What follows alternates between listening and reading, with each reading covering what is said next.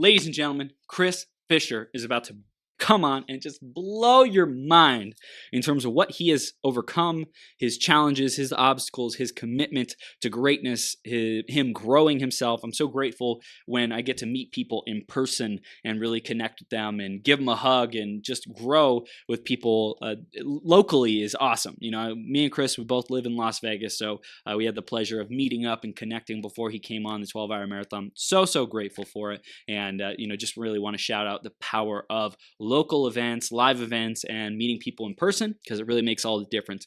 He's going to come on and rock your world talking about resilience, being powerful through adversity. Before that, let's talk about the announcements. Are you a world-changing human being, entrepreneur, leader, influencer? If so, I want to support you however I can. Whether that's coming on the 12-hour marathon and doing an interview, whether that is launching your own platform or podcast. I love helping people launch their podcasts. Or if you want to just work one-on-one with coaching with me, Coach Chris, I would love to explore that as well and support you however I can in developing your purpose, your presence, and your platform to be able to be your greatest possible self. So if you want to get a hold of me, Chris at beyourgps.com. That's the email. You can find me on Facebook, facebook.com/th3burns, or on Instagram at I am Millionaire Chris. Would love to hear from you and hear what you are up to creating and how we could support each other, okay? Talk to you soon. Keep up the heat with that. Next, let's go into the iTunes review of the week. This week it's by Feminine One, and Feminine One says, Chris Burns' podcast is filled with knowledgeable speakers and thought leaders. Love it. Thanks so much, Feminine One. I appreciate you. If you want to give us a review, go to beyourgps.com/iTunes or search Becoming Your Greatest Possible Self on the iTunes store, or just search it on Google and you'll be able to find us and just tune in. Stay subscribed. Stay up to date with all the latest and greatest possible self. These interviews are rocking my socks. They're rocking our audience's socks. And just we have the best guests. And I'm so grateful for the lineups that we're able to create for you to make a bigger impact in your world. So thank you for staying tuned and continuing to come with us on this journey. Couldn't do it without you. Let's introduce Chris, and then we will bring him on the screen. Before that, grab a piece of paper, grab a pen, be ready to take notes. This guy is going to bring some fire to you to help you step into your GPS, your greatest possible self, and be ultra resilient. Chris Fisher of Cellular Wellness Solutions is based out of Las Vegas, Nevada. Chris owned and operated his own real estate appraisal firm for over 25 years and decided to embark into the health and wellness industry to make an even bigger difference and impact in people's lives. He's passionately sharing about a new health science that empowers the body on a cellular level to heal itself. And Chris is committed to working with people to help them break free from their limiting beliefs and realize their own power to create the life that they want most, to truly be their greatest possible self. And we're blessed to have him here with us today. Chris Fisher, are you ready to rock the house, sir? Let's rock it. How you doing today, Chris? I am loving it, man. Just stepping into my GPS all day long. And thankfully, I have amazing human beings like yourself joining me to make a even bigger impact, dude. So I love you. I appreciate you. And thank you for being here, Chris. And I appreciate and love you too. Thanks so much for having me on today. It's quite an honor. Awesome, man. So let's dive right into the theme of the day, which actually is inspired by you and our conversations. And it is the 5 closest associates. Who are those people? It's not just who are those people to you, and I want you to list off these people, but I want you to share about the difference that being aware of who you surround yourself with, like being aware of that, what difference has that made in your life? How has it impacted you, Chris? It's made all the difference in my life. If I can just point out the phoenix behind you, yes, right there. Yes. The phoenix represents obtaining new life and rising from the ashes. Yes. And that's kind of what I did. I mean, I'll tell my story from the beginning, but just so the listeners know what to expect, what's going to come from this is that, I went from making $250,000 a year to riding a bus 3 hours a day to a dead end job. And so I had some obstacles and some challenges to overcome for sure. So I can truly speak to the fact that, who you choose to surround yourself around makes all the difference in the world. I have a lot more than 5, but the ones I'm going to mention right out of the gate here are my 2 sons, Cole and Carson, 13 and 11. They allow me to focus on my dreams and be able to see how they have that, that kind of energy that you wish you could just bottle up and have with you all the time. I see that in them, and I draw from that, and it puts me back to my inner child. It puts me back to when I was 5, and I remember what it felt like that, I had a feeling that I could change the entire world. Yeah. Yeah. So powerful. So those are 2. Who else? Yeah. My ex-wife, Kim, she's a marketing genius. She's worked for a physical therapy company here in town for many, many years, and just the way she cross markets and she serves people and she helps bring value to everyone that she works with has been a great example for me. Somebody that showed up in my life 2 years ago in a Starbucks in Portland. His name is Russell, and he actually was a big part of being that one friend, that person that was able to help open up all the doors for me to surround myself with people like yourself, and people that are positive and energetic and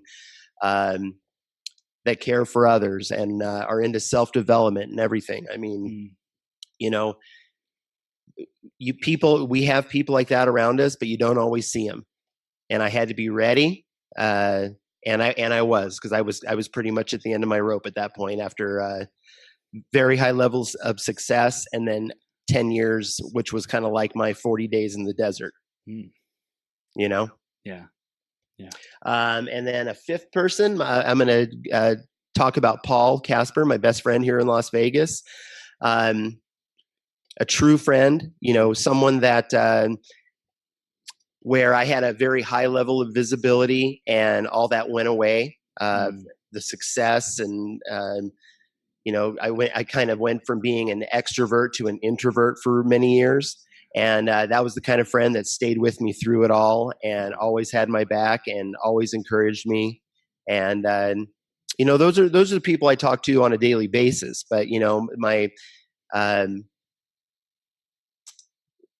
the group of friends I have with me now through my business and in my life, and that are across the planet, in different countries. I mean, I'm so blessed. When the doors opened, the flood came in. I love it. I love it. Chris, it is so powerful. I can hear your love and respect and reverence and adoration for the people who are closest to you, man, and just totally cherishing them. It's beautiful. Thanks. Beautiful. I love it. So let's talk a little bit more about who you are, what you stand for, what your clients come to you for today. What do you want to share with our audience so they can get a better picture of what you stand for today?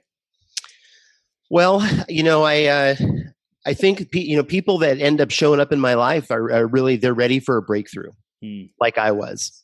What you focus on is what you tend to attract into your life. Mm-hmm. And so whether it's a financial relationship, business, spiritual, there a lot of people that show up in my life. They're really trying to break free of something that's been dragging them down, or find a way to. They're tired of spinning their wheels, and they want to gain traction and move closer to the life that they really want.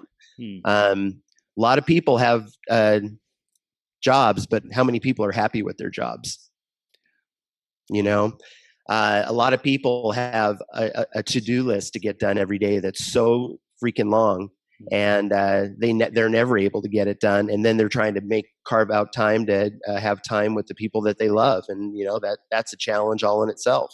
Yeah. So everybody has a moment in time where huge stresses come into their life. Yeah. And I'm hoping that today, what I can share about what I learned from that period in my life, I'm hoping that some, people will hear something out of it that will create an opening, mm-hmm. and create a moment of clarity, to where they can actually really seize the moment today and make a major breakthrough in their life. Even if it's a smaller breakthrough. Yeah. Small, huge, it's all good. Yeah, I love it. I love it. Any progress is progress, and we're grateful for that. And I love how clear you are on the intention of what you want to provide for our audience here today. I think having that clarity, having the intentionality is so important. And I love what you said about the breakthrough as well. Like you're really out to support people in whatever breakthrough they're committed to, whether it's financially, relationally, health wise. You're really able to facilitate that and just be there for them. Like, people have been there for you and supporting you and encouraging you and lifting you up. And I love how much of a giver you are and how much you love Well, to thanks, contribute and Chris. serve people, man. It's beautiful. It's beautiful. So we're going to go back into the journey now. We're going to talk about those challenging times. And let's start off with, hey, you were running a really successful business. Tell us about that and how you got to that point. All right. Well, I will back up a little bit to, my childhood. And I grew up in a really dysfunctional alcoholic home. And it really created in me an opportunity to become really independent, to be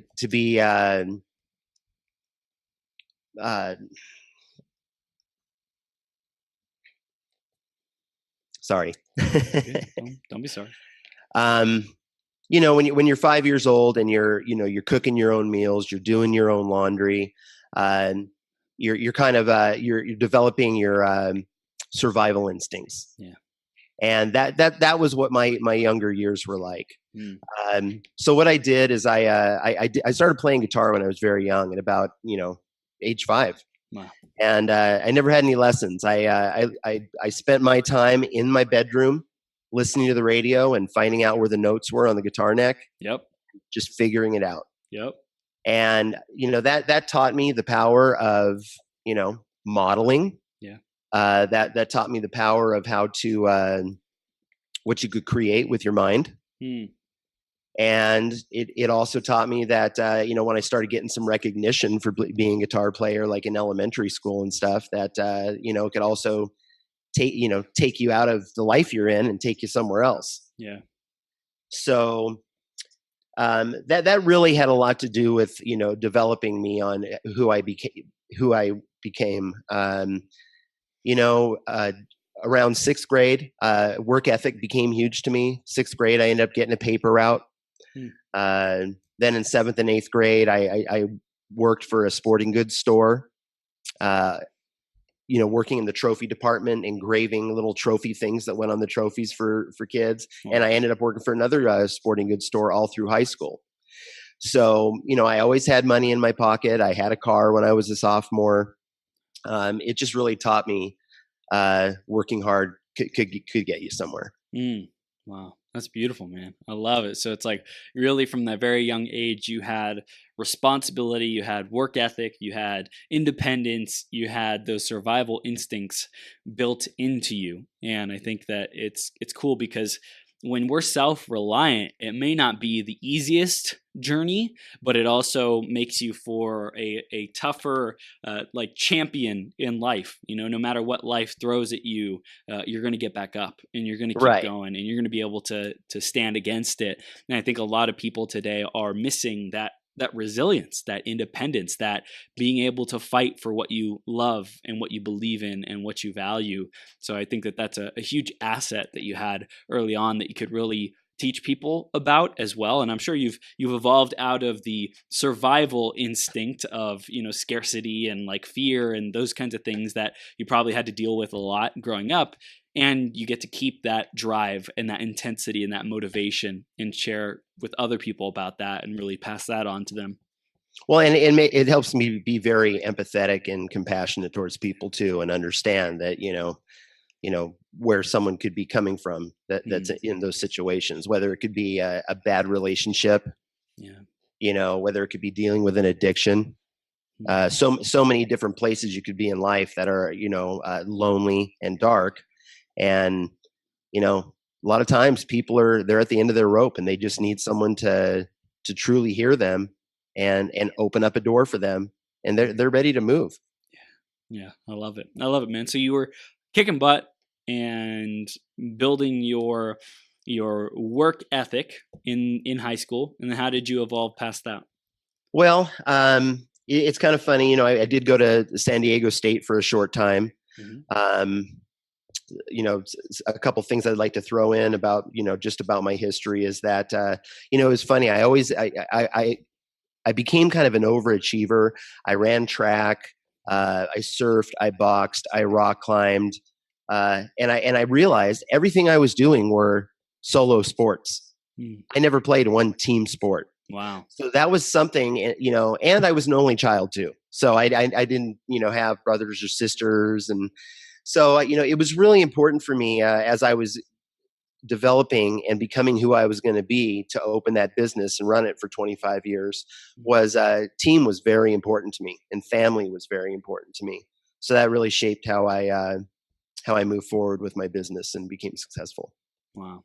Wow. That's powerful. I love that. Now that you say that, I'm like, man, I always played baseball, soccer, hockey. Like those are all sports where I was, on a team, and I really valued the team. And then I also did other things like dirt bike riding, which is more of like a solo thing. So it's just, that's fascinating. I never thought about that as the components that shaped my psychology and why I love teams so much and community so much.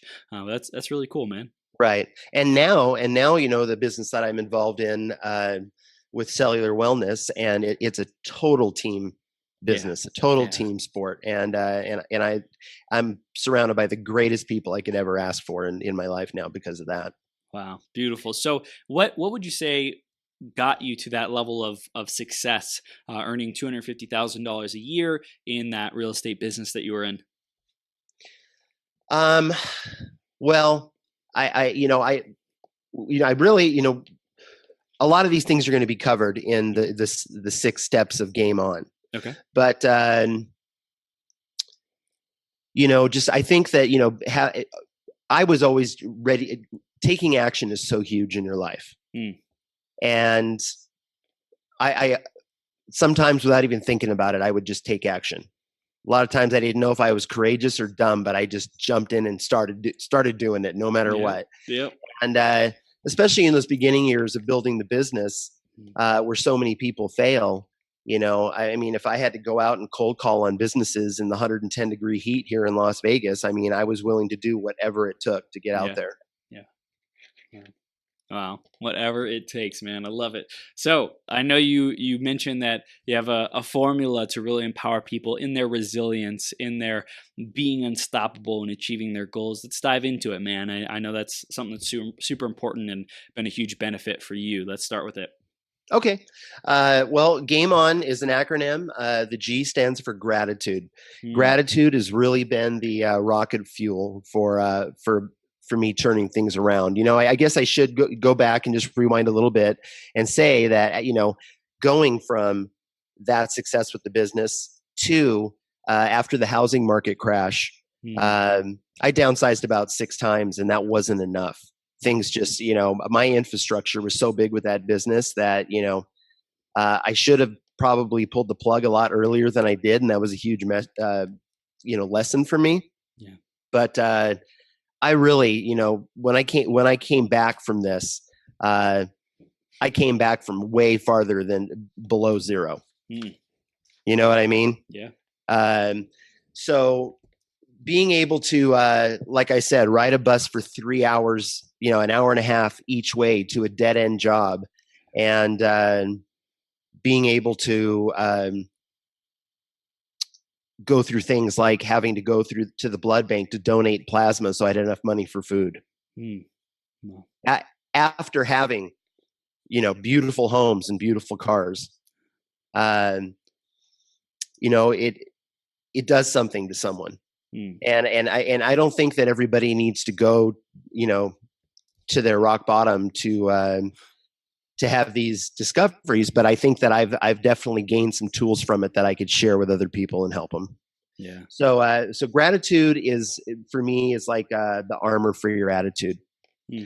It I don't start a day until I get up and I do my gratitude list first thing in the morning. Yep. And when I do my gratitude list, I don't just do it, quick things like my kids and, a roof over my head and, nature. I write out 3 or 4 sentences on each thing.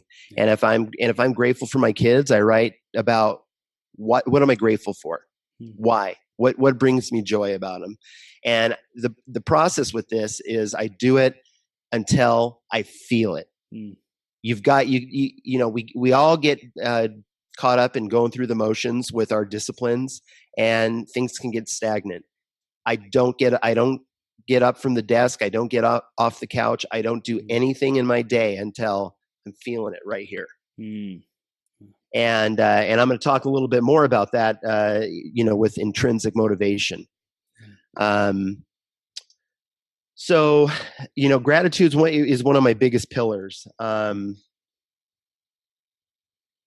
going to link service to this part of Game On, and gratitude can also, be done in a form of appreciation, and whether it's just stopping what you're doing for a minute and calling, texting your children, texting your relationship partner, texting someone in your family, texting a friend, and just saying, "Hey, I just stopped what I'm doing for a minute to let you know I really, really appreciate you and I love you."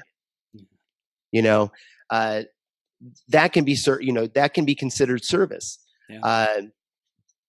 Making up an appointment, going down to the homeless outreach in your city or whatever, and help and serve, doing little things. You got to do things to get out of your own head. You got to do things to get out of yourself. Yeah. And it's been huge for me. Yeah. Also, a little exercise within gratitude. You got to be grateful for yourself, and self-love, and self-esteem. It's really hard for some people to accept compliments, right? Mm-hmm. And something that really helped me turn things around was just making a little list of things that I was proud of for myself for the day. The smallest things. Yeah. I mean, if let's say you went ahead and you cooked a meal for someone that was struggling, and you went over to their house and you dropped it off. And you don't need to advertise this to the world, but you can come home and you can pat yourself on the back and write it down and say, here are some of the good things I did today. Because we need to remind ourselves of those things. Yeah. And the book I'm going to share that really turned this all around for me. My best friend here in Paul in Las Vegas, him and I went through it together, and it's a book by Mae McCarthy, and it's called The Gratitude Formula. She talks about, in business, having your own CSO, which is your chief spiritual officer, and meeting with them every day. And it really promotes listening to your gut and your intuition and trusting yourself. Wow. So on to the A in Game On. Yeah. Acceptance. 2 words: own it. Everything that is in your reality in your life, I think you've got to take, you've got to own it. You got to take responsibility. By the way, I thought, forgive me, Dr. Jennifer Shaw was awesome. Yeah. And I heard her use one of my things that I say, compare and despair.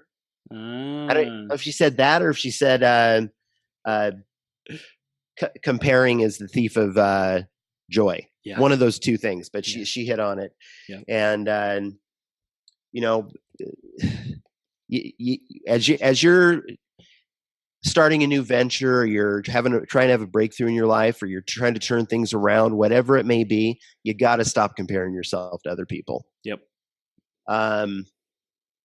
Accepting who you are. A lot of this comes to self-acceptance. We all have our light sides, we all have our dark sides.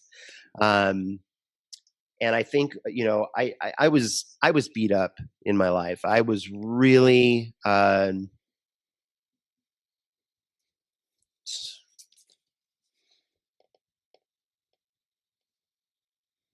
my self-talk had become so horrible that that was one of the biggest changes I made in my life, was the choice of words I used and the life they brought into my life, and then how I talked to myself in a loving way. I want to dive into that. Was your self-talk good when you were successful in business, and then when you ended up like going downhill, so to speak, is that when it started going, your self-talk started going down, and then you noticed that that was something you had to change to get back to success? That's pretty much how it went. And, another big part of my story was after the housing market crash and after a divorce and after my two older kids being granted from the courts to move out of Las Vegas, and my grandfather passing away, who was my best friend in my life. I mean, all the factors hit me, right? And so backing up a little bit to high school and college and growing up in a alcoholic home, it was funny, when I was a young kid in elementary school, kids were just running around being kids. And I was like on the back, leaning against the back fence at the schoolyard, smoking a cigarette, going, these kids don't get it, man. They don't know what my life's like at home. Right. Wow. And so, where was I going with that, Chris? You're talking about your grandpa. You're talking about. Okay. Right. So, anyway, in high school, alcohol played a big role in starting to be able to fit in. Yeah. And, we've got a huge problem in this country. I mean, last year, $740 billion was spent in healthcare. That's almost $1 trillion spent not just in healthcare, but in healthcare for rehabilitation of drugs and alcohol. And we all know that the statistics of beating it, whether it be the first time or 5 times through it, whatever, the statistics aren't good. So we're spending that much money and people aren't having breakthroughs and they aren't, being able to beat it. Now, I'm not saying people can't, because a lot of people do, and I did, but I think a lot more people would if they would have the kind of breakthroughs that we're talking about here. Yeah. Wow. So once again, alcohol was a big part of my story. And, that after I lost all those things and I went down that road, my self-talk went from being a winner to not being a winner. And I had to definitely turn all that around to get back to where I'm at today. Yeah. Isn't it interesting? I think you talked about gratitude, how it's easy to be grateful on good days. But then on those difficult days, like it's so, you have to really work with that muscle. You have to really develop that capacity. And when we have success, it's easy to be grateful. It's easy to be like hunky dory. But when we have those difficult times, like the true deep subconscious programs, the pressure causes them to come out and causes them to flare up. And that's like, it's like that true self that people haven't done the work on to really make sure at the deepest level, who are you being and what are you addicted to? Are you addicted to being grateful and happy when life is great, but then as soon as it turns to shit, you're like a miserable grouch and you're complaining and you're in scarcity? Or what are you addicted to? I'm addicted to always finding the gratitude no matter how bad it gets. I'm addicted to serving people. I'm addicted to loving myself. I'm addicted to loving others. And instead of being addicted to these toxic substances and things that numb and help us run and avoid confronting that stuff. So I really appreciate you going there too, man.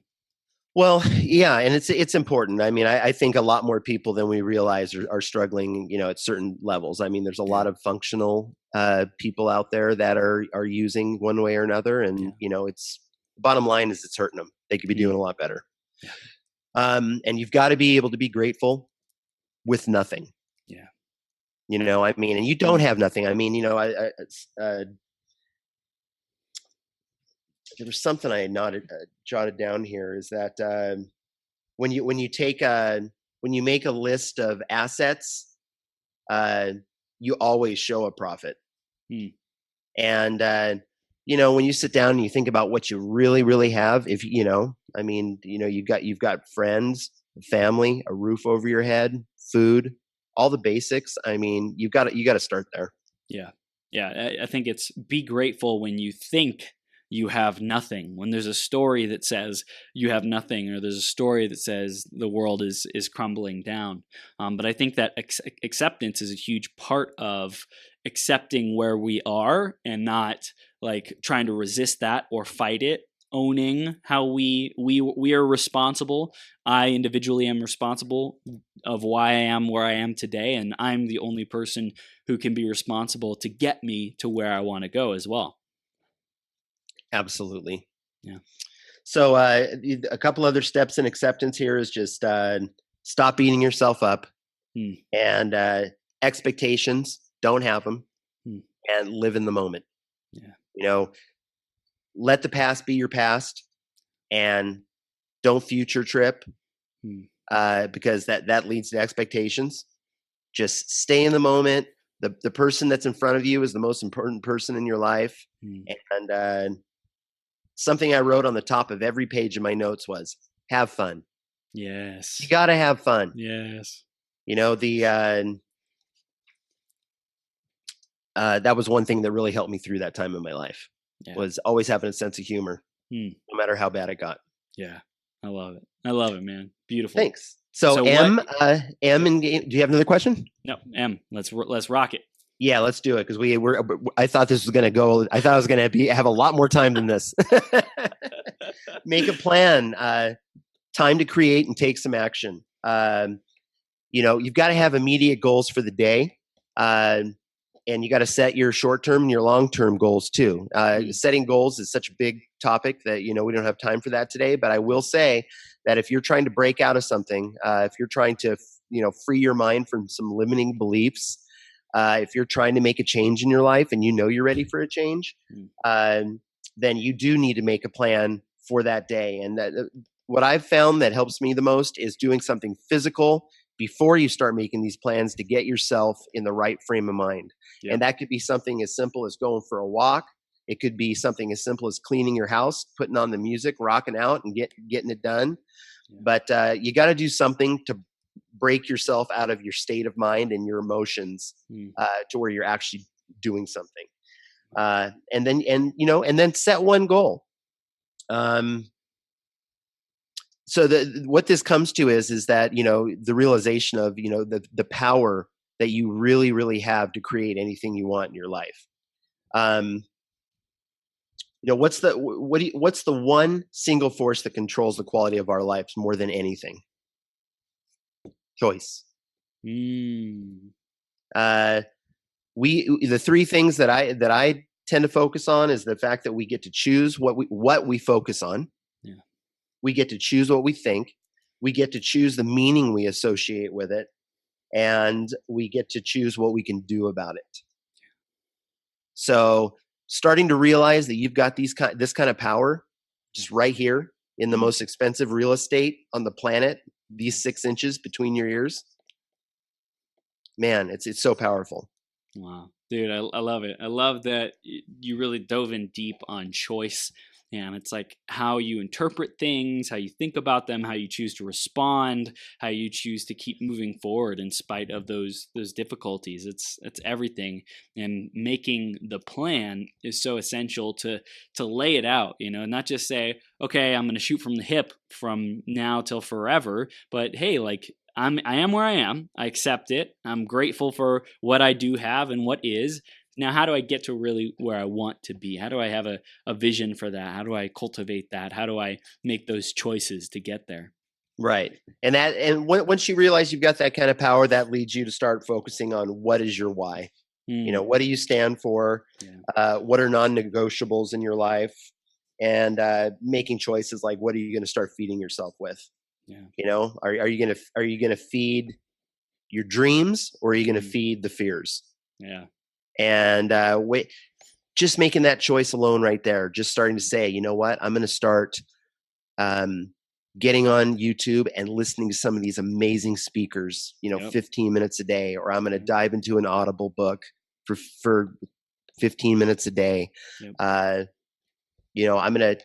I'm not going to change my entire diet in one day, but I'm going to make this one good choice today. And put something, that's going to support me becoming better. So, you've got a lot of choices to make, but that's a whole other topic there too. So, the E stands for education, which we were just talking about.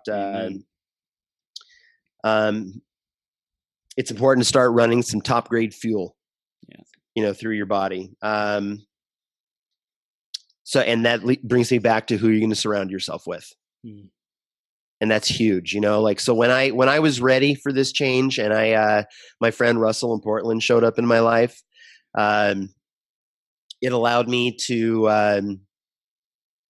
have somebody to talk to about not the negative stuff, but the positive stuff.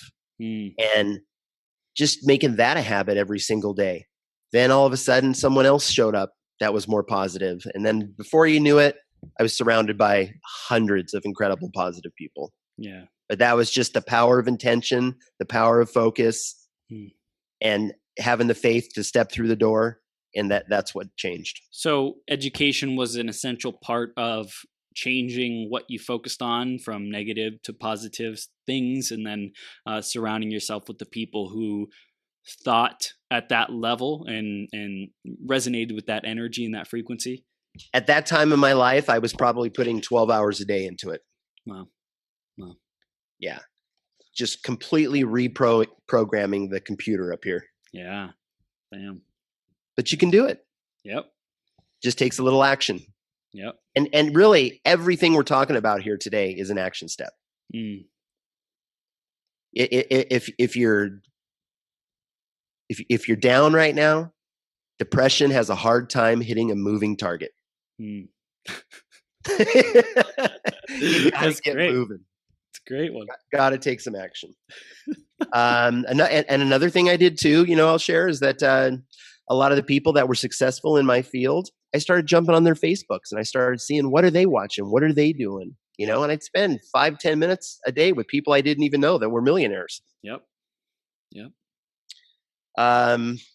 And a book that you and I talked about too, The Magic of Thinking Big. Yeah.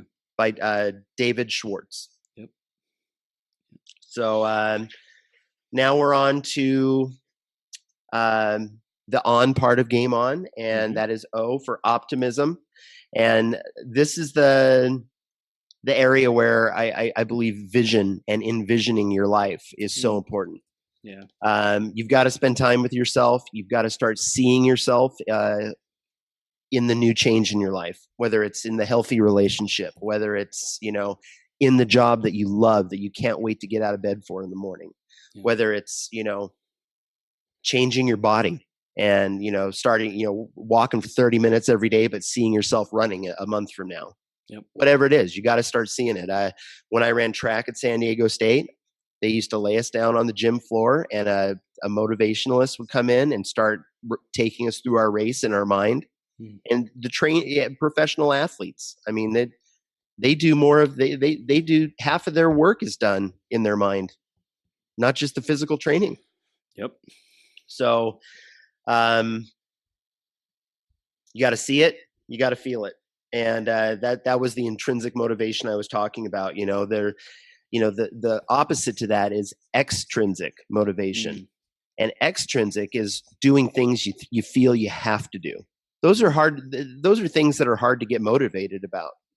But if you really connect with your why and you feel it, the intrinsic motivation is what you like doing.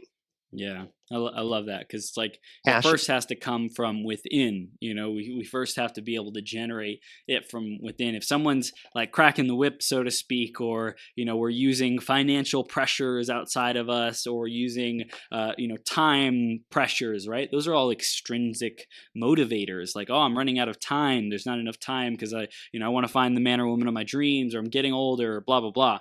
It's like that's all extrinsic, and it usually it's not sustainable. It's really like always. It's not empowering. And I think the intrinsic, you can constantly go back to that for fuel. And I think even like a more upgraded version or perspective is, how can I use the intrinsic as the main fuel, like 80-90%, and then tap into like what I don't want, pushing away, like leveraging that to get an extra boost, so that you can use both of the fuels whenever you need to. Right. I love it, Chris. Great stuff. Yeah.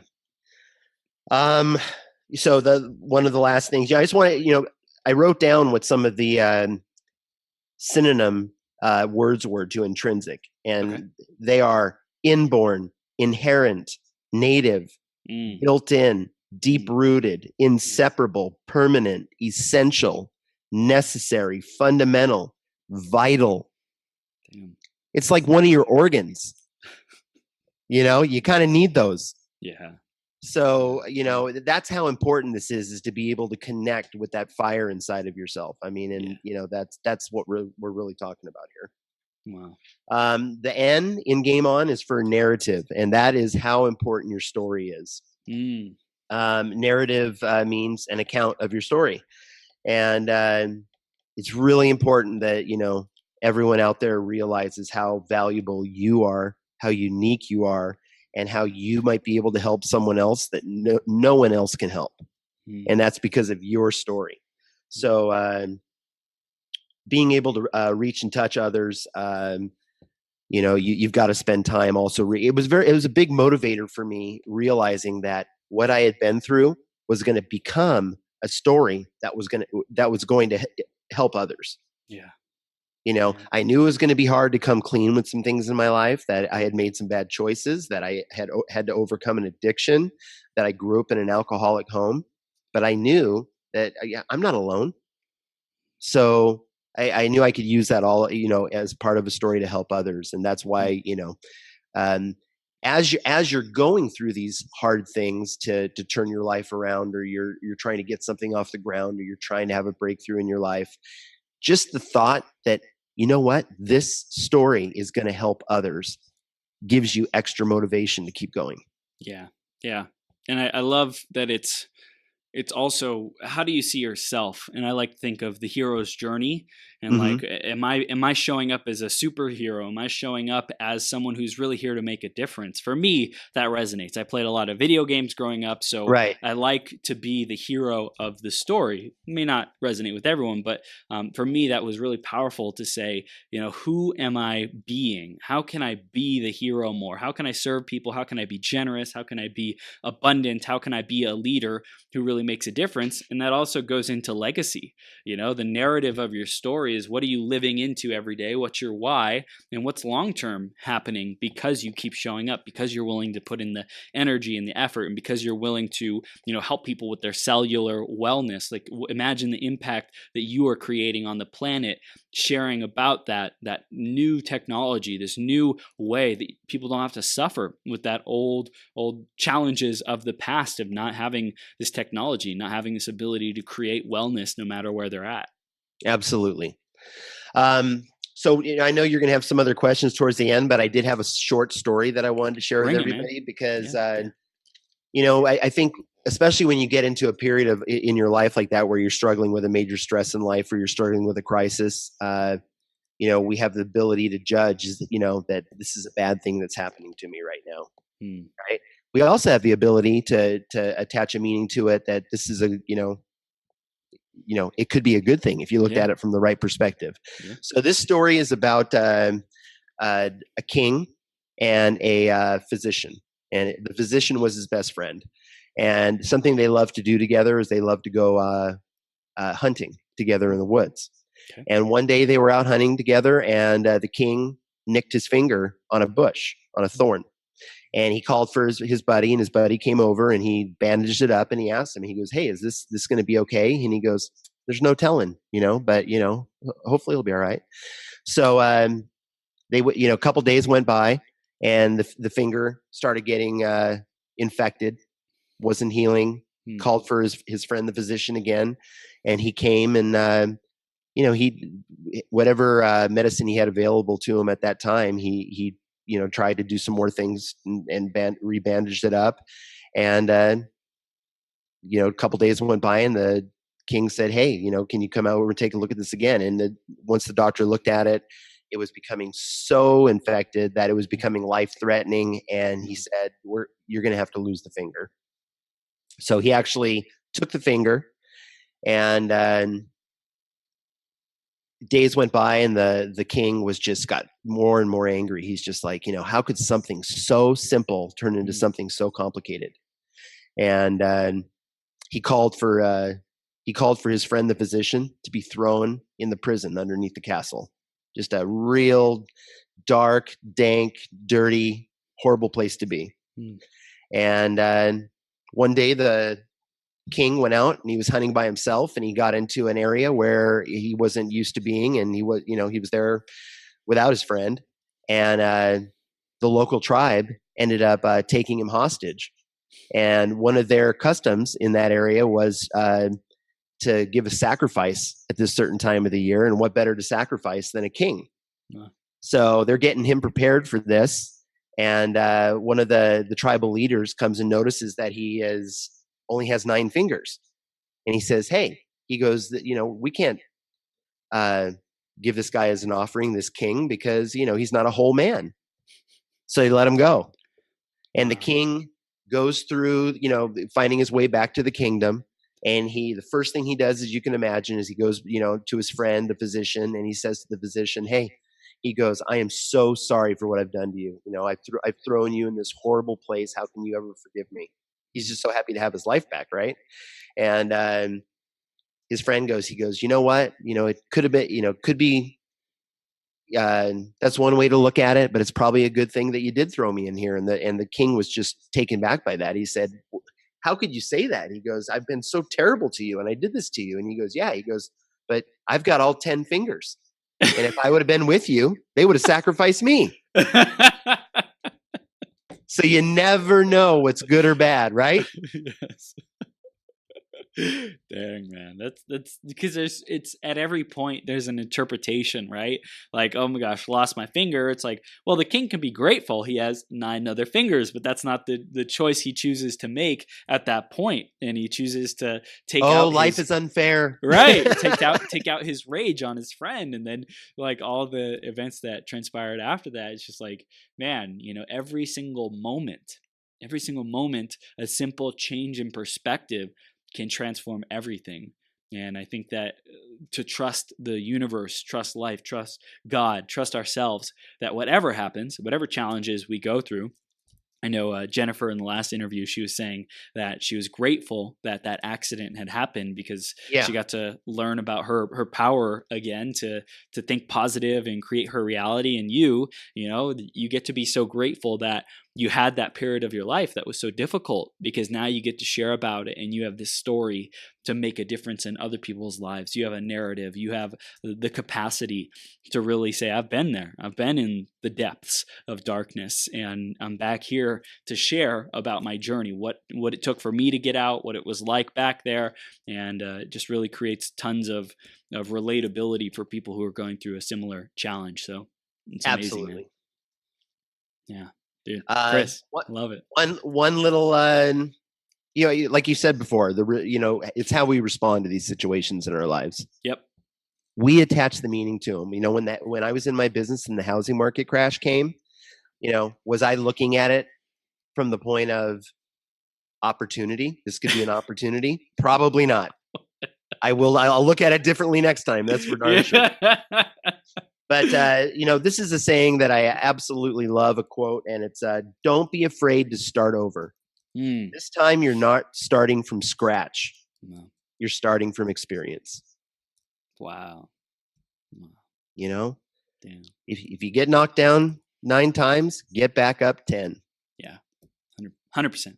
I love it, man. So if there was a final takeaway that you really want to give to our audience, anything that we haven't covered yet in this conversation, we'll share that, and then we'll of course tell people how they can stay connected with you, what are their next steps, and then we'll jump into the minute to win it. It's a final inspirational minute of wisdom and encouragement for our audience, and especially the one person out there who you think really just gets to hear this message and activate themselves, wake up, and take action. But first, let's talk about if there's any final takeaways you want to share with our audience. Okay. I think we've pretty much covered everything. I just want to stress the point that you've got a lot more power than you think you have. That's why books like Napoleon Hill's Think and Grow Rich. What's the number one word in that title? Think. You've got so much power with your mind, and you've got the power to choose what you think about. You've got the power to assign meanings to everything in your life. Yep. You've got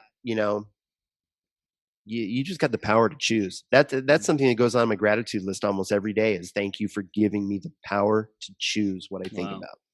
Oh, that's beautiful, man. I love it. So, Chris, how can people take their next steps with you and continue their journey with you, man? Well, I didn't talk much about my business. One of the businesses that you had mentioned was the cellular wellness business, and what's so incredible about that business is that it's the first uh, consumer-based biotech company Hmm. in history that has a technology that has 33 patents on it Wow. that big pharmaceutical doesn't have. Wow. That you don't have to go to a doctor to get a prescription for this. Hmm. That you can start, you only have to ask yourself one question is, does my body have cells in it? Yep. Well, everybody needs it then. So, no competition. It's something that everybody needs. And so I love working with people in that arena because everybody that I work with is like the people we were talking about. You are surrounded by people that are working on self-growth, self-development, people that are, have time and financial freedom now and are having fun and doing it while they're helping others. Hmm. So that's one way to get involved with me, and the other way is I will put out an offer that if anybody has realized that they do need a breakthrough and they need extra help and they want to set up a 30-minute connection call with me, then they can go to my Cellular Wellness Solutions Facebook page and email me, and we'll set up a time. Beautiful. Beautiful. I love it, Chris. And so they can email you at cellularwellnesssolutions@gmail.com, right? Correct. Cool. And then facebook.com/cellular wellness solutions as well as where they can find you. Yep. And Chris Fisher as well. Beautiful. Beautiful, man. Awesome. I love it. Everyone definitely stay connected with Chris. He's a freaking powerhouse. And Chris, I'm super excited to keep growing with you on this journey. It's going to be a blast. And let's bring it home with the minute to win it and the greatest fire and enthusiasm and empowerment, upliftment that you got, man. All right. No matter where you've been in your life, no matter how many times you've been knocked down, you have the power to come back. All you have to do is make a choice. All you have to do, you don't have to do alone. You don't have to be alone. You don't have to do it alone. All you got to do is choose who you want to be part of it and let them in and share and start your own little community and choose to grow. Choose what you feed yourself. You can either choose to feed the dream wolf in your life, or you can choose to feed the fear wolf. And we all know where the fear gets you. It gets you paralyzed. It gets you to not taking action. It gets you to feeling stagnant. So many things to miss out on life. So just start feeding your dreams and think big. But it all starts with just taking some small actions, and the smallest action can get you going and get you out of the danger zone and get you working again. Just realize how much power you have right up here. You have the choice to think about whatever you want to think about, focus on whatever you want to focus on, and there was one little thing that I think I had jotted down here that I wanted to get out, and that was people that focus on success in their conscious are successful. People that focus on failure, experience failure. And the things that you focus on in your conscious are going to trickle down into your subconscious. And it's going to play a huge role of who you, what doors, in the universe you allow, open for you, what close for you, who you attract into your life, who you attract out of your life. Just focus on what you're thinking about. Keep it laser. Keep it laser. Keep it 100. Absolutely. Chris Fisher, you're the man. I love you, brother. And I'm super grateful for your presence here on the show on Becoming Thanks for having me, Chris. As well as in the world, man. Doing so much good, raising the vibration of the planet, living God's message, living love, just totally showing up empowered, man. I really, really appreciate you. Thank you for being here. Well, thank you so much, Chris. And I love you too, brother. Awesome, brother. Have a great day. We'll see you soon, okay? You too. All right. Bye-bye.